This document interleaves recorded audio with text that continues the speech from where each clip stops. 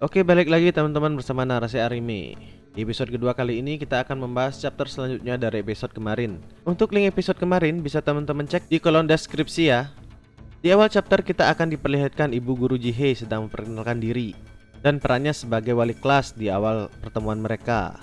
Tampak di sini Junsuk, Jingo, dan Jungsu yang mengolok-olok guru itu dengan menanyakan status pribadinya. Ibu Guru Jihei pun marah dan menegur mereka. Namun Junsuk langsung berteriak balik kepada guru itu dan membuatnya kaget. Mereka pun tertawa melihat ekspresi guru tersebut. Mungkin beralih ke waktu sekarang, di mana Junsuk yang baru saja tiba di kelas memarahi Jingo dan Junsu karena menggoda guru itu lagi. Kalian bajingan yang tidak tahu sopan santun, katanya sambil memukul kedua kepala mereka. Lalu Junsuk menghampiri ibu guru itu dan meminta maaf karena datang terlambat. Bu Guru Jihei pun kaget dan sempat berpikir apakah Junsuk sudah berubah. Junsuk yang ingin memulai pelajaran tidak tahu pelajaran apa sekarang dan dia meminjam buku kepada teman sebangkunya. Junsuk yang tidak mengerti hanya berpura-pura mengikuti pelajaran di kelas karena dia tidak pernah belajar sebelumnya. Selesainya jam pelajaran, Junsuk dihampiri oleh kedua temannya itu. Mereka menanyakan apa yang terjadi pada dirinya. Junsuk pun menjawab, dia akan lebih serius menjalani kehidupannya mulai sekarang, jadi jangan ganggu dia lagi. Jingo dan Junsu pun bingung. Namun di sini Junsuk langsung mencairkan suasana dengan menendangnya dan mengajak mereka makan ikan. Di tengah jam istirahat, Junsuk dihampiri oleh seorang wanita yang menyuruhnya untuk bertemu dengan Dongyi. Dongyi adalah anak kelas 3 yang merupakan preman nomor 1 di sekolah ini. Dulu mereka berhubungan sangat baik dan saling menguntungkan, tetapi Junsuk tidak memperdulikan itu lagi. Di sini Dongyi berencana untuk mengajak Junsuk melakukan kejahatan lagi, namun Junsuk menolaknya dan tidak mau berhubungan lagi dengan seorang pecandu. Teman-temannya yang kaget tidak mengetahui kalau Dongyi seorang pecandu. Dongyi kebingungan kenapa Junsuk mengetahui hal tersebut, padahal tidak satupun orang mengetahui dia seorang pecandu. Junsuk pun langsung pergi meninggalkan mereka dan berpesan, berhentilah menghirup benda itu dan pergilah ke rumah sakit sebelum terlambat. Salah satu teman Dongyi langsung tersinggung dan menghampiri Junsuk karena sudah tidak sopan terhadap seniornya. Junsuk di sini merupakan anak kelas 2 di sekolah ini. Ketika bahu Junsuk dipegang, dia langsung bereaksi dan memelintir tangan seniornya. Semua geng Dongyi langsung menghampiri Junsuk karena melihat temannya kesakitan. Sebaliknya, Junsuk di sini tak takut dan memperkuat pelintiran tangannya yang membuat seniornya makin kesakitan. Geng Dongyi pun tidak bisa berbuat banyak dan hanya bisa memaki Junsuk karena tidak adil. Junsuk pun menawarkan sesuatu yang lebih menarik lagi. Dia akan melepaskan tangan temannya jika Dongyi mau berduel dengannya. Teman-teman Dongyi pun langsung menyuruh Dongyi untuk cepat menghajarnya. Junsuk kembali memutar pergelangan tangan seniornya karena Dongyi tidak kian menjawab tantangannya. Dongyi merasa terdesak mengetahui bahwa ini adalah jebakan. Dia tidak mau merusak reputasinya jika nanti kalah melawan Junsuk di depan penonton yang banyak. Junsuk mengetahui bahwa Dongyi sedang berpikir agar dia bisa keluar dari masalah ini dengan cara yang terbaik. Pergilah dan lepaskan tangan itu, kata Dongyi. Temannya tidak terima kalau dia dibiarkan begitu saja. Dongyi pun memberi alasan kalau menyelamatkan teman lebih penting sekarang, dan dia berjanji akan menyelesaikannya nanti sendiri. Junsuk hanya tersenyum mendengar alasan itu dan melepaskan tangan seniornya. Junsuk cukup senang karena gertakannya berhasil dan membuatnya terhindar dari masalah. Dongyi yang sangat kesal karena kelicikan dari Junsuk berjanji akan membalas perlakuan ini berkali-kali lipat nanti. Mungkin beralih ke pelajaran selanjutnya. Sambil melakukan peregangan, Junsuk berpikir tentang rencana kehidupannya kali ini. Saat sedang pemanasan, dia menggoda seorang gadis yang terlihat culun karena gadis itu melakukan gerakan-gerakan yang aneh ketika olahraga. Lalu Junsuk terus memperhatikan gadis itu dan melihat tangannya yang terluka akibat sulutan rokok. Junsuk teringat kejadian di masa lalu, kalau gadis itu adalah korban bunuh diri akibat pembulian. Nama gadis itu adalah Sim Jae-hye. Selesai pemanasan, Junsuk duduk merenung dan menyadari kalau kehidupannya ini bukan seharusnya dia syukuri. Dia mengingat kalau Kim Sok Yun, Kang Dongyi, dan Sim Jae-hye adalah rentetan kesalahannya di masa lalu. Seharusnya dia meminta maaf kepada Sim Jae-hye, bukannya malah menggodanya. Dia benar-benar menyesali kehidupannya yang dulu seperti sampah. Junsuk bangun dan mencari Sim Jae-hye, namun dia sudah hilang. Kemudian Junsuk melihat dua temannya yang sering menggoda Sim Jae-hye masuk ke gudang. Di sini Junsuk langsung menendang pintu gudang itu dan memergoki mereka sedang membuli Jae-hye. Tendangan dan pukulan langsung dilayangkan oleh Junsuk kepada dua temannya itu. "Junsuk, apa yang kau lakukan?" tanya Jongsu yang sedang kesakitan setelah menerima tendangannya. Temannya yang bingung karena tidak tahu apa salahnya, diinjak kembali oleh Junsuk. Sambil memarahinya, Junsuk terus menginjak-injaknya sampai tak sempat membalas. Junsuk memberi pukulan ke perut Jinggo yang mencoba memeganginya. Di sini Junsuk sangat menggila dan menyuruh Jinggo dan Jungso untuk segera pergi sebelum dia tambah menggila lagi. Sambil meredakan amarahnya, Junsuk tahu dulu kedua temannya juga dikeluarkan dari sekolah setelah Sim Jae-hye meninggal akibat pembulian. Ketika suasana sudah agak tenang, dia menghampiri gadis itu. Namun Junsuk heran kenapa Jae-hye makin ketakutan melihatnya, padahal dia sudah menyelamatkannya. Dia mencoba mengingat-ingat kembali apa yang sudah dia perbuat.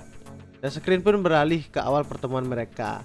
Jae-hye yang sedang memungut kotak pensilnya yang terjatuh menghalangi Junsuk untuk masuk ke kelas. Tanpa alasan yang jelas, Junsuk langsung jengkel kepada kebodohan gadis itu. Junsuk yang sedang mengobrol dengan Jinggo dan Jungso terus memperhatikan Jae-hye yang selalu sendiri. Di sini Jinggo menjelaskan kalau dia memang selalu sendiri sejak SMP dan tidak punya teman. Semua orang-orang menjauhinya karena canggung melihat wajahnya yang cupu. Kemudian mereka pun ikut-ikutan menggoda gadis itu untuk mengisi waktu-waktu luang mereka. Membuli dan menertawainya merupakan kebiasaan bagi Junsuk dan teman-temannya. Disinilah kejadian itu terjadi, di mana tangan Sim Jae-hye disulut rokok oleh Junsuk dan kedua temannya. Junsuk yang syok mengingat kejadian itu, mengetahui dirinya lah yang paling buruk dari bajingan-bajingan di kelasnya. Junsuk mengulurkan tangannya dan meminta maaf kepada Sim Jae-hye. Dia benar-benar menyesal atas apa yang dia lakukan dulu dengan tangannya. Bel pun berbunyi. Di dalam kelas setelah jam pelajaran selesai, Jinggo dan Jungso yang babak belur berencana melaporkan Junsuk ke kantor polisi akibat pemukulan itu. Junsuk yang marah karena mereka tidak menyesal dengan kejadian tadi langsung menghampiri mereka. Junsuk mengancam ketika aku keluar dari kantor polisi, dia akan membunuhnya kalau sampai dia melapor. Junsuk balik mengancam Jinggo dengan menarik leher bajunya kalau dia juga akan melaporkannya ke polisi karena telah melakukan pembulian. Jinggo yang ketakutan melihat Junsuk langsung berlutut dan hampir menangis. Teman-teman di kelasnya memperhatikan apa yang dilakukan Junsuk.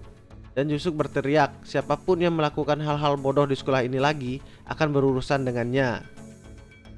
Kemudian Junsuk pergi kembali ke tempat duduknya dengan wajah yang kesal. Junsuk mendapati Jae-hye yang tidak ada di kelas. Dan dia bertanya kepada teman sebangkunya, kemana perginya Jae-hye? Temannya mengatakan kalau Jae-hye sedang di UKS. Junsuk tahu kalau ini adalah kejadian tadi saat jam olahraga. Dia berharap kalau sekarang Jae-hye tidak akan melakukan aksi bunuh dirinya lagi. Guru Jae-hye memasuki kelas dan memulai pelajarannya, namun Junsuk tidak memperhatikannya karena dia tidak mengerti pelajaran. Dia meminjam pulpen dan kertas kepada temannya untuk membuat kerangka kehidupannya. Dia berencana memperbaiki semua kesalahannya di masa lalu, pertama dari Sim Jae-hye. Dia berencana membuat Jae-hye terbebas dari pembulian dan orang-orang tidak menjauhinya lagi. Lautnya Junsuk melihat ke arah ibu guru Jae-hye. Dia sadar tidak ada satu murid pun yang memperhatikan pelajarannya. Tempat ini merupakan sekolah untuk murid-murid buangan, jadi wajar saja. Yang terjadi di sini adalah orang-orang hanya tertidur dan mengobrol. Namun Junsuk ingin memperbaiki hubungannya dengan ibu guru Jae-hye dan mulai belajar dengan serius. Selanjutnya Junsuk menulis untuk berhenti merokok, memaki, lalu yang terpenting Junsuk ingin memperbaiki hubungan dengan ayahnya. Ayahnya adalah seorang tukang kuli bangunan. Junsuk juga menulis tentang rencana-rencana hidupnya yang lain seperti lulus, bekerja, dan hal yang dia tidak dapatkan di kehidupan sebelumnya, yaitu soal cinta sejati. Setelah selesai pelajaran, Junsuk diajak mengobrol ke kantor oleh ibu guru Jae-hye. Saat di kantor, ibu guru Jae-hye mengatakan keperluannya, namun di sini Junsuk menyela untuk meminta maaf atas semua kesalahannya dan dia menyesal. Di sini ibu guru Jae-hye tahu kalau sekarang Junsuk sudah berubah, lalu mengatakan keinginannya. Dia menginginkan untuk Junsuk melindungi Jae-hye dari gangguan teman-teman di kelasnya, karena dia tahu kalau Junsuk punya kekuasaan yang besar di kelasnya. Bu guru Jae-hye sudah mendengar penjelasan dari Sim Jae-hye saat di UKS kalau Junsuk sudah menyelamatkannya. Jadi dia bermaksud mempercayai perlindungan Sim Jae-hye kepada Junsuk. Junsuk menyetujui permintaan ibu guru karena Junsuk senang ada yang memperhatikan perubahannya. Tapi dia mengajukan sebuah syarat, yaitu untuk mengajarinya bahasa Inggris kepada ibu guru. Junsuk pun menjelaskan hal yang memalukan kalau dia tidak mengerti tentang abjad ABC padahal dia sudah SMA. Jadi dia ingin ibu guru mengajarinya dari dasar-dasarnya. Ibu guru pun sepakat dengan hal itu. Dia akan memberikan jam tambahan kepada Junsuk Yusuf pun meninggalkan ruangan guru, dan ibu guru Jihye terlihat senang dan bersemangat mempersiapkan pelajarannya. Sepulang sekolah, Junsuk bertemu dengan Jae-hye di perjalanan. Dia bertanya kepada Sim Jae-hye kenapa dia masih di sekolah, padahal dia sudah pulang duluan. Namun Sim Jae-hye tidak menjawabnya. Baiklah, terserah padamu. Mulai besok datanglah ke sekolah setiap hari. Aku akan ajari agar kau tidak dibully lagi dari sekarang. Dan laporkan padaku jika ada yang mengganggumu lagi, kata Junsuk sambil mengelus kepala Jae-hye. Jae-hye yang kaget dan tersipu malu sangat berterima kasih kepada Junsuk. Namun Junsuk menggodanya dengan menggaruk-garuk kepalanya. Seharusnya kau mengatakan dasar bajingan yang menjengkelkan kepadaku, karena aku selalu berbuat salah kepadamu. Junsuk lalu pergi dan Jae-hye pun mengucapkan salam perpisahannya. Di dalam perjalanan pulang, Junsuk senang karena merasa sudah melakukan hal yang benar kepada ibu guru Jihye dan Sim Jae-hye. Namun dia tidak mengetahui kalau sesosok malaikat terus mengawasinya dari jauh. Malaikat ini tahu kalau dia sudah memperbaiki sedikit kesalahannya di masa lalu. Aku akan tetap mengawasimu, kata malaikat.